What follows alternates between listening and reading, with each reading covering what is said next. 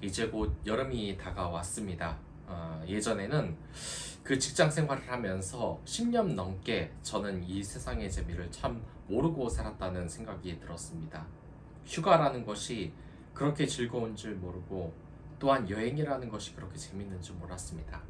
다양한 사람들을 만나고 저와 전혀 생각이 다른 외국인들과 다른 생각을 교환하면서 그들과 이야기하고 또한 풍경이 좋은 산과 바다로 가면서 정말 좋다는 생각, 그리고 다음에 이런 좋은 사람들을 만나러 또 한번 떠나고 싶다는 생각을 많이 했습니다. 저는 이 직장에서도 많은 청년들과 그 집사님들을 만나게 되는데 이렇게 말을 합니다. 이제 여름이니까 교회에 가서 나가지 않았다면은 수련회도 한번 가보는 것이 어떻겠냐. 그리고 좀 믿음이 오래되고 좀 이렇게 된 사람들에게는 한번 선교를 가보는 것이 어떻겠냐. 그러면 이 청년이 웃으며 이렇게 말하는 겁니다. 먹고 살기 바빠서 힘들어요. 근데 그 말이 참 저에게 가슴이 아프게 다가왔습니다. 왠지 예전에 저희 모습을 보는 것 같았습니다. 남들이 해외여행이다, 또는 시골에 가서 부모님을 뵙고 온다, 이 가까운 바닷가라도 또는 카페라도 다녀온다고 했을 때 저는 그 사람들이 이렇게 즐겁게 이야기를 하는 가운데서도 그 즐거움이 뭔지 몰랐습니다. 유럽에 가면은 그거 소매치기 만나서 돈 다 뜯기는 거 아니냐, 동남아 가면 너무 더워서 집에 있어야 되는 거 아니냐, 이러면서 그들의 즐거움을 이해 못했는데 삶의 즐거움을 잃은 그런 청년들을 보면 또 제가 얼마나 가슴이 아프겠습니까? 이 여름에 우리가 여행을 왜 못 가느냐, 이것에 대해서 뉴스에도 나온 것이 있었는데 그것은 바로 경제적인 이유가 가장 크다는 것이었습니다. 그런데 우리의 삶에는 늘 꿀팁이 있어야 되지 않겠습니까? 만약 부자로 살기로 꿀팁이 있다면 우리도 다 이런 여름에 기쁘게 떠날 수 있지 않겠습니까? 모세에게도 이런 심정이었을 것 같습니다. 이제 자신은 하나님의 부름을 받고 이 세상을 떠나야 됐습니다. 이제 모세에게는 두려운 것이 없습니다. 왜냐하면 예전에는 혈기완성해서 살인도 저지르고 또한 내가 이 세상의 초라한 목자라서 또한 하나님께 맡길 하나님의 소명을 맡을 만한 사람이 못 된다는 그런 걱정도 가지고 있었지만 이제 하나님과 같이 동행하면서 많은 사람들을 하나님께 인도하면서 확신이 생겼을 겁니다. 이 세상에 두려운 것이 없고 또한 이 세상을 떠나는 것도 또 다른 시작이라 하나님과 함께하는 것 말입니다.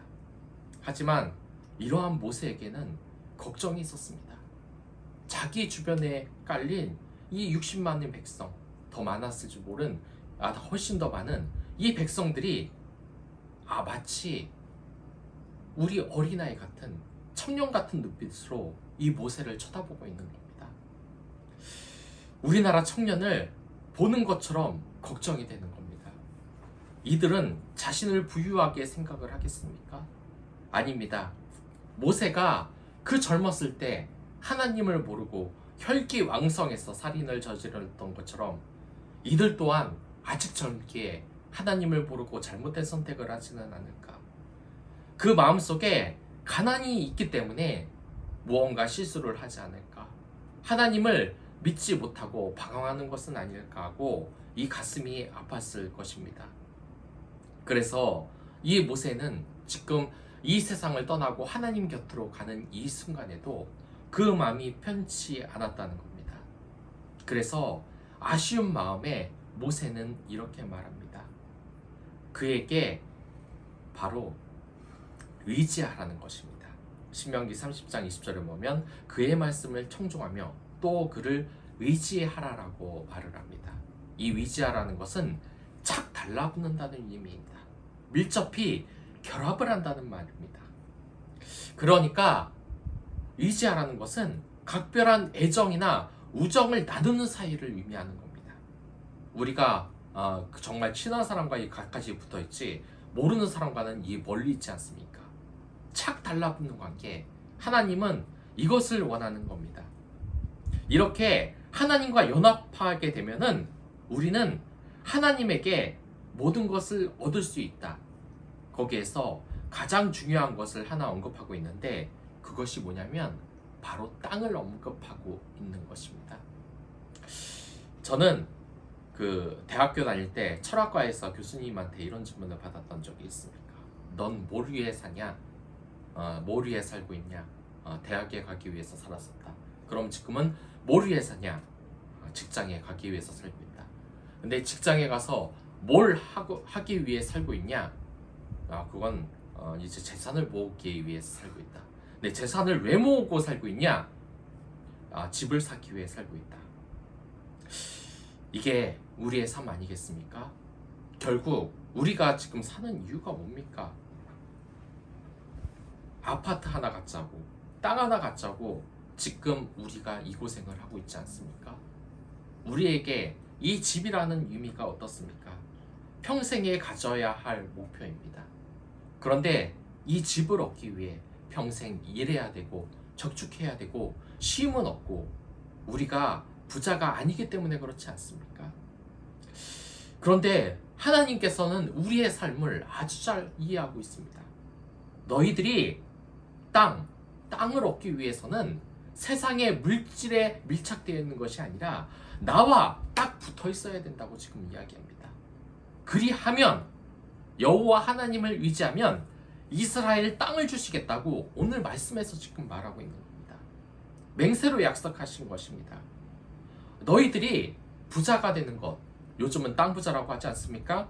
이 땅 부자가 되는 것, 부자가 되고 장수하고 못 받는 길은 오로지 하나님과 밀착하여 딱 붙어있는 그 관계가 유지될 때만 가능하다는 것입니다. 우리는 언젠가 이 하나님이 우리의 곁에 있지 않는다는 생각이 하기 시작합니다.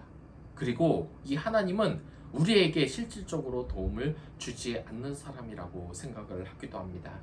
하지만 하나님의 말씀은 다른 것이 아닙니다.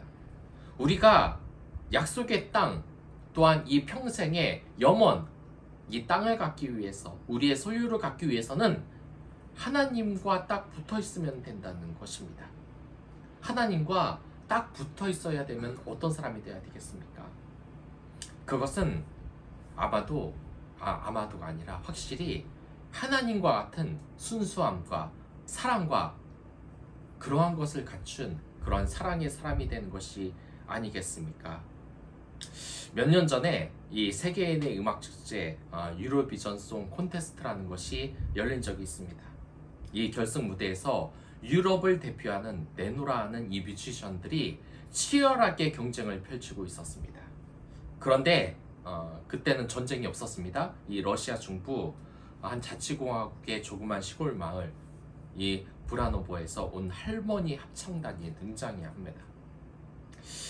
참가곡인 이 불렀던 할머니들은 팽팽한 긴장감, 얼마나 정말 이 가슴이 떨렸겠습니까? 경쟁의 무대에서 모든 사람들이 팔짱을 끼고 정말 노래를 잘 부르는지. 하지만 이들은 그 긴장을 뛰어넘었습니다. 왜냐? 아마 할머니들이었기 때문에 그렇지 않겠습니까? 이 세상을 압박하는 그러한 압박감을 모두 견뎌보고 인생의 마지막에 삶의 여유, 마음의 여유를 찾았기에 기쁘게 노래를 불렀던 것입니다. 그래서 순식간에 이 노래 제목처럼 그 결승 무대가 모두를 위한 잔치, 파티 포 에브리바디가 되어버립니다. 정말 즐거운 공연이 되었습니다. 이 할머니 합창단이 놀랍게 몇 등을 했는지 아십니까? 1등. 42팀 가운데 2위를 했다는 겁니다. 이들이 정말 참가한 이 유로비전송 콘테스트는 어떤 대회냐? 장기자랑이 아닙니다. 이 교회에서 아이들이 막 즐겁게 율동인지 무슨 뭔지 비치를 모르는 거 빵빵 뛰어있다고 사람들이 박수 쳐주는 무대가 아니라는 겁니다. 이곳은 명그룹 아바를 비롯하여 수많은 스타를 배출한 엄청난 대회입니다. 시청자만 1억 명 이상이 됩니다. 이런 역사와 규모를 자랑하는 음악 축제에서 아마추어 팀인 할머니 합창단이 2위를 했다는 것입니다.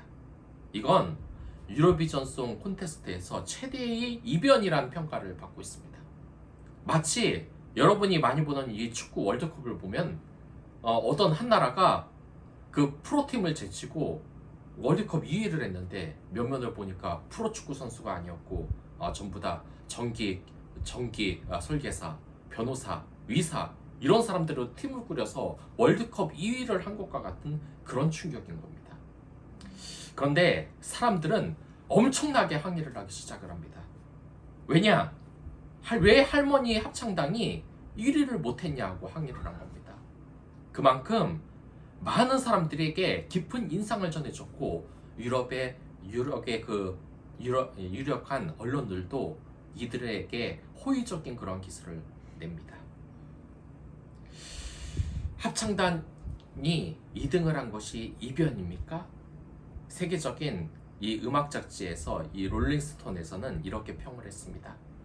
아니, 실력이고 감동이다라고 말입니다. 그리고 이들이 너무나 잘했기 때문에 물론 지금은 좀 그렇지만 이 푸틴 대통령이 이 할머니 합창단을 방문하리라는 이런 소문도 있었습니다.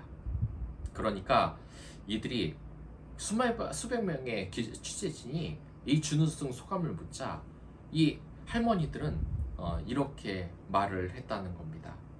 대통령이 오면은 밥을 해놔야 되나요? 이렇게 질문을 했다고 합니다. 모두가 서툴고 호흡도 느리고 하지만 이들은 춤에 있어서 가장 중요한 것을 알고 있었습니다. 노래에 있어서 가장 중요한 것을 알고 있었습니다. 그것은 바로 감동입니다. 음악은 그래서 의미가 있던 것입니다. 우리가 TV를 보면서 가수들이 하는 그 음악에서 무슨 의미가 있는지 모르겠다는 그 말이 절대 잘못된 말이 아니라는 것입니다. 할머니 합창자는 이 감동은 테크닉 위에 존재한다는 것을 바로 증명해 낸 것입니다. 음악의 고귀한 진리를 다시금 깨닫게 한 것입니다. 우리도 가끔 이 바쁘다는 이유로 이러한 감동을 잊고 사는 것은 아니겠습니까? 우리가 정말 그 명치에 기억해야 될 것이 무엇이겠습니까? 하나님의 말씀, 그 말씀을 기억하고 그 말씀에 착 달라붙는 삶이 아니겠습니까? 그 순수함을 갖추며 나가지 못했기에 우리가 지금 아직도 풍요롭게 살지 못하는 것이 아니겠습니까? 물론 물질적인 풍요만을 제가 이야기하는 것은 아닙니다. 물질적인 풍요 그 이상으로 여러분들의 마음의 풍요, 영혼의 풍요, 그리고 물론 제가 말한 물질의 풍요도 포함이 됩니다. 이러한 순수함을 이 세상을 살아가면서 우리는 잊고 있는 것입니다. 저는 어렸을 때 기억이 납니다. 이 제 동생과 같이 이 동네 친구들이 모두 모여서 하나둘씩 모이면 뭐랍니까? 이 영혼놀이를 합니다. 이 남자아이들 가슴속에는 꿈이 하나 있지 않습니까? 내가 슈퍼맨이다. 내가 히맨이다. 내가 바이오 용사다 하면서 이렇게 사방을 뛰어다니는 그런 시절. 하지만 언제부턴가 우리는 그러지 않기 시작했고 우리가 성장할수록 그러한 꿈을 하나둘씩 잊고 있습니다. 그리고 제가 이 전도사 생활을 하면서도 저는 그런 눈빛을 받습니다. 이 아이들이 어렸을 때 성경 말씀을 들으며 위대한 믿음의 용사의 이야기를 들으며 눈을 반짝반짝했던 그 아이들이 커가면서 서서히 꿈을 잊는다는 것입니다. 분명 하나님의 말씀으로 살면 그 부자로 살기가 약속이 되어 있고 땅을 주신다는 약속의 땅과 영생을 주신다는 하나님 말씀이 있었지만 그렇게 살기가 힘들다는 것입니다. 이렇게 꿈을 잊는 그 모습을 보면 여러분이나 저나 너무 안타깝지 않습니까? 이 세상에 사람들이 꿈을 모두 잃고 있다는 것. 하지만 저는 그 순간 보았습니다. 제가 이 어린이 사역을 하면서 목사님이 저에게 이런 말씀을 하신 적이 있습니다.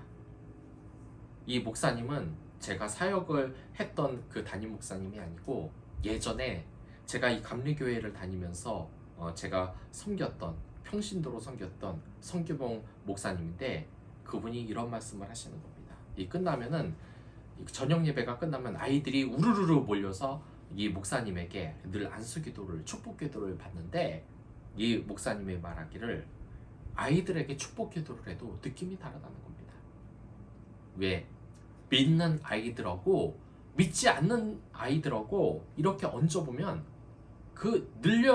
느껴지는 이 영혼의 깊이가 다르다는 겁니다. 왜 안 느껴지겠습니까?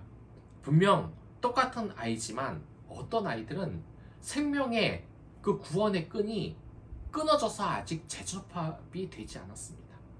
그러니까 좋은 것이 느껴지지 않았을 겁니다. 그 아이들 정말 어른들보다 더 우리에게 기운을 주지 않습니까? 하나님 말씀을 확신하면서 눈물로써 기도하며 또한 하나님 말씀을 그 가슴 속에 생기는 그 아이들이 꿈을 우리가 지켜야 되지 않겠습니까? 그렇다면 여러분들도 증명해 보시기 바랍니다. 이 여름날 놀러갈 여유 하나가 없다. 그럼 청년에게만 계속해서 너희들은 젊으니까 놀러가라, 우린 일을 한다가 아니라 여러분들이 이 여름을 즐길 수 있도록 한번 시간을 내보라는 겁니다. 나는 경제적으로 돈을 많이 버는 것으로 이 세상을 버티는 게 아니라 하나님 말씀으로 이 세상을 버티며 산다는 것. 그러면 하나님에게 약속의 땅을 받는다는 것을 말입니다. 왜 이 세상에 기독교를 믿는 사람들이 다 성공을 하는지 아십니까? 그것은 실제로 부자이기 때문입니다. 단순히 하나님이 물질의 복만 주시는 게 아니라 내 마음에 풍요를 주시고 또한 하늘나라에 이미 땅을 주셨기 때문입니다. 이제 이 여름날 부자로 살기, 그 부자로 사는 비결은 하나님과 친밀한 관계에 딱 붙어있는 삶입니다. 그렇다면 여러분들의 삶이 정말 달라질 것입니다. 저 또한 그렇습니다. 이 예전에는 사실 사람들이 저를 별로 좋아하지 않았습니다. 왜냐면 늘 표정이 좋지 않고 부정적인 말을 많이 했는데, 이 하나님을 믿으면서 저도 모르게 아직도 많이 부족하지만 조금씩 미소를 지으면서 사람들에게 좋은 말, 이 이웃사랑을 조금씩 하다 보니까 이 사람들의 태도가 달라지는 겁니다. 예전에는 저를 피했던 사람들도, 그런 사람들도 저에게 와서 말을 시키고 같이 밥 먹자고 하고 자신의 고민을 이야기하고, 또한 제가 기독교를 믿는다는 것, 또한 목사인 것을 알고 자신의 고민을 얘기하고 목사님이면 그럼 기도를 한번 해주세요 라는 말을 한다는 것입니다. 여러분 꿀팁, 이 여름을 그냥 지나치지 마십시오. 하나님의 축복이 있는 수련회 한번 가보십시오. 선생님으로서, 교사로서 어려움 성경학교를 한번 섬겨보십시오. 그리고 그것이 아니더라도 한번 시간 내서 해외든 국내든 드넓은 바닷가와 또한 멋진 산에 올라가서 많은 사람들과 이야기를 나누면서 하나님이 만든 이 자연을 살펴보십시오. 내가 왜 이렇게 열심히 살았나라는 생각이 들 겁니다. 결국 우리가 이 세상을 열심히 사는 것은 하나님과 하나님께 영광을 돌리려고 하는 것입니다. 내가 부자가 되려고 하는 것이 아닙니다. 하나님께서는 결국 우리에게 땅을 주신다고, 하나님의 말씀을 의지하면 맹세하신 땅에 우리가 거주하리라고 합니다. 그 축복된 땅에 여러분 들어서시기 바랍니다. 이 세상이 척박할지라도 이겨내십시오. 용기 내어 하나님 말씀과 밀착하여 이 세상 사람들에게 용기를 주고, 이 뜨거운 날의 여름에 일만 하지 마시고 여행을 한번 가보시기 바랍니다. 그것이 믿음 여행이 될 것입니다. 그럼 다 같이 기도하도록 하겠습니다.